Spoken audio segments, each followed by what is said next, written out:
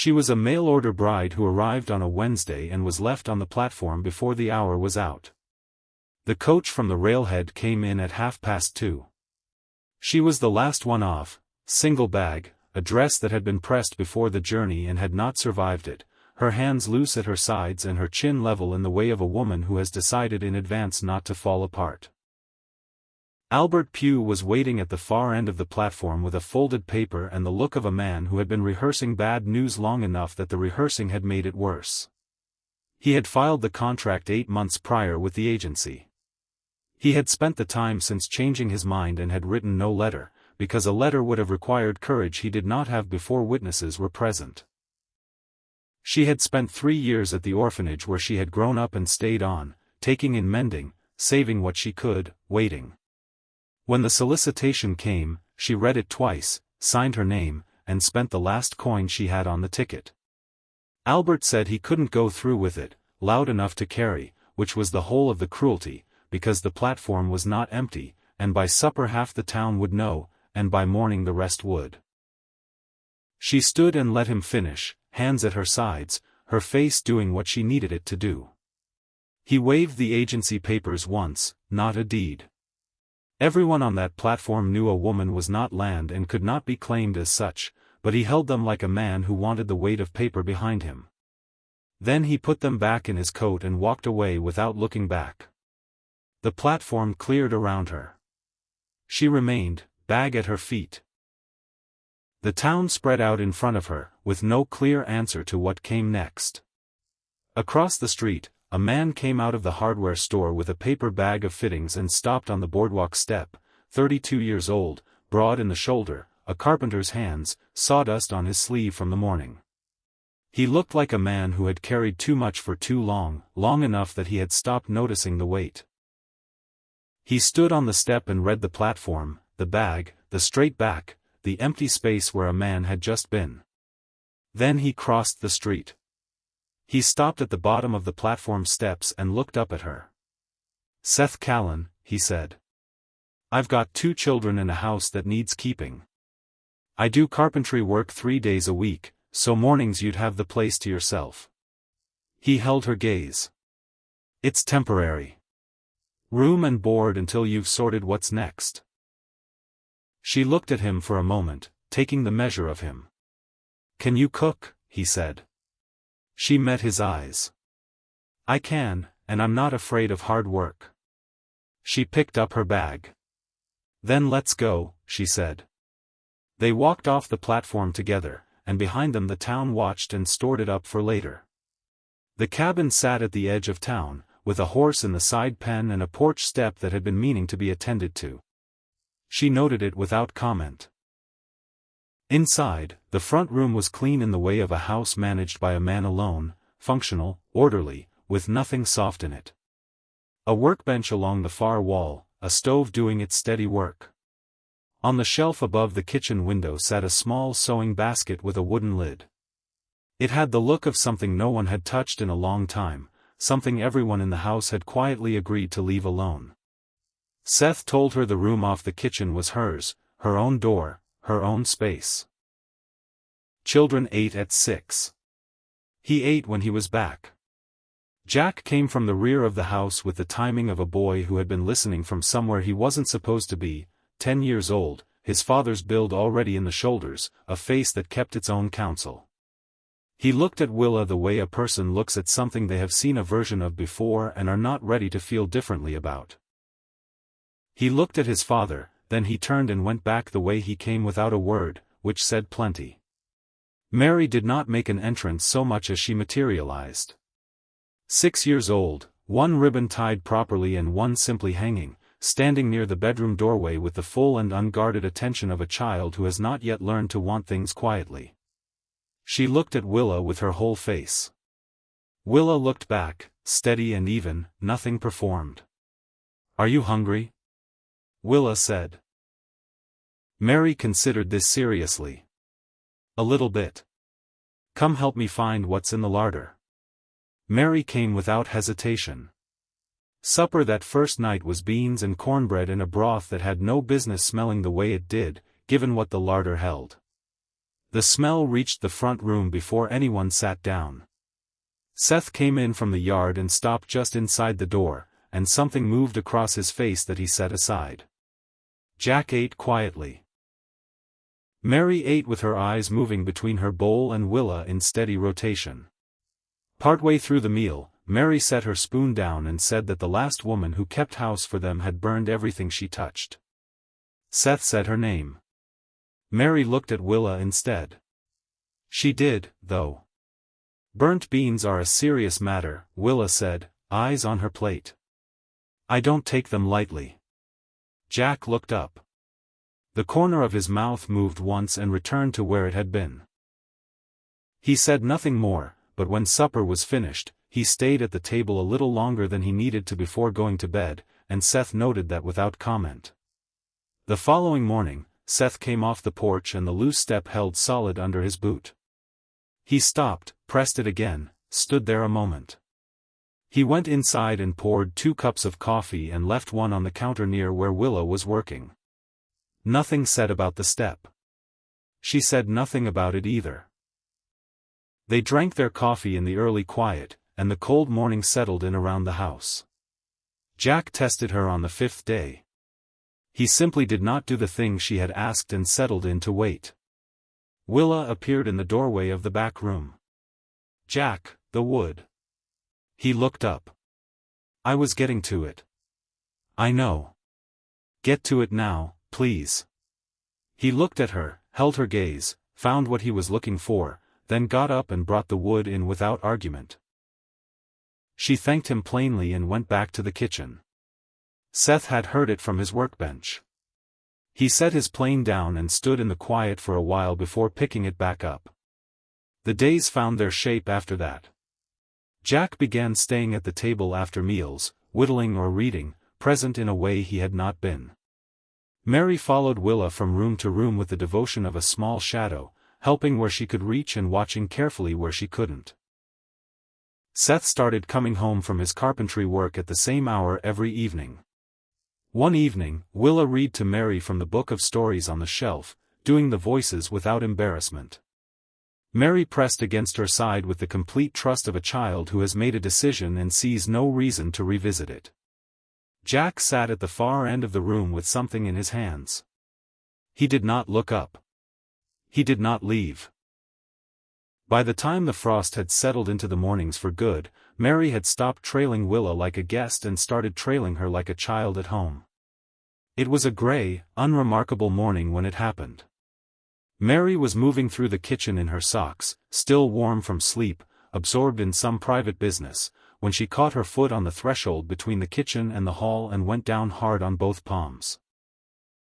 The sound she made was the startled kind, the kind that comes before a child has decided whether this warrants tears. She decided it did. Willa came down to the floor with her before the crying had fully started, took both small hands in hers, and looked at the palms and held them warm and steady, not making a fuss, not going anywhere. And Mary, without meaning to say anything at all, said the word that was simply true, Mama. It went into the cabin and did not leave.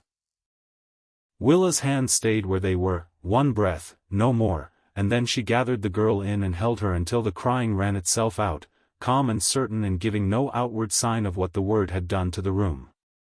Seth was in the bedroom doorway. He had heard it. He stood with one hand on the frame and looked at the hallway floor without moving. Something was happening in him, and he kept his eyes away from it. Some things change the moment you look at them straight. At the table, Jack had gone still. 10 years old, he knew exactly what he had heard and exactly what it meant, and something in his face that had been shut a long time was working slowly toward open. Seth went back into his room and sat on the edge of the bed with his hand flat on his knee and stayed there while the morning moved quietly around the house. Abigail Cutler came to stand beside Willa at the general store counter on a Friday afternoon with the warm and practiced manner of a woman delivering concern she had prepared at home. She spoke about appearances, about what people were saying, about the natural shape a situation found when it was left alone, and the confusion that came from children being given the wrong idea about what an arrangement was. She chose her words the way you choose tools for what they would do. She left without buying anything. Willa set her coins on the counter one at a time and walked home. 25 years old, and she had been assessed by women with prepared voices in enough rooms that she had built a durable patience for it, the patience of a woman who knew that another person's measure of her was not the truth. She stood at the kitchen window with her hands on the sill and looked at the yard and the line of pines beyond it and the cold, flat sky longer than she needed to. Then she started supper. That evening Seth was at the stove and she was finishing the dishes, and without looking up from the fire he said, "You all right?" She kept her hands in the basin, thought about it honestly. "I am," she said. He nodded once at the fire. She went back to the dishes, and the room held its quiet around them both. Nearly a month later, Dale Marsh had no intention of causing trouble. He was at the saloon on a Tuesday evening, talking the way men talk at the end of a long day, easy, unhurried.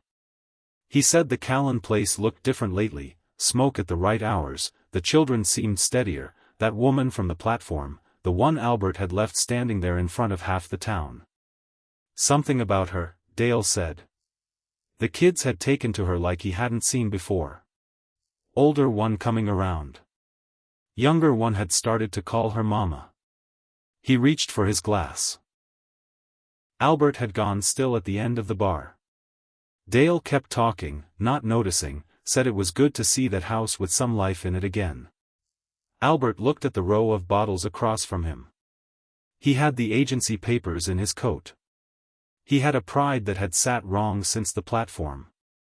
And now there was a picture forming in his head, warm light in the windows, children settled, smoke at the right hours, a woman the children had already begun to call mama. He set coins on the bar and stood up. "Where does Callan live?" he said.